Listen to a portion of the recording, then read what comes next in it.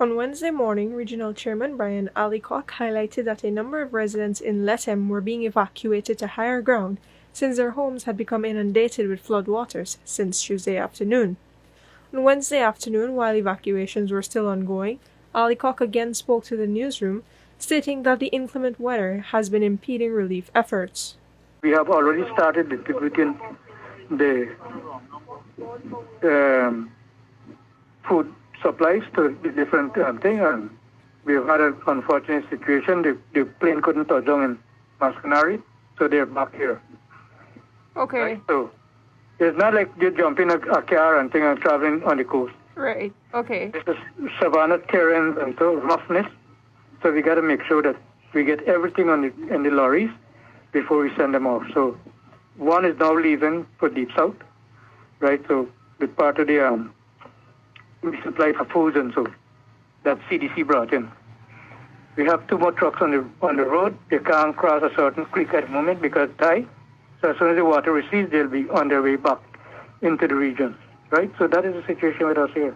Meanwhile, residents in other parts of Region 9 are also being affected by the increase in floodwaters. As you can see what is happening here, especially those who are living in low areas have to be on the alert. They have to go to safety areas now because the water keep rising, as well as the farmers. They're gonna be affected by the water, because a lot of the farmers they farm on the low areas, so that is one of the major problems every rainy season. Situation on the ground, the cassava is still underwater. We getting a heavy overcast, and the crops might may die as long as the weather keep like this, going on like this. When you pull out the cassava or the root, then you extract that, the water itself coming out like a spring. But the majority of the farmers around here suffering, including me.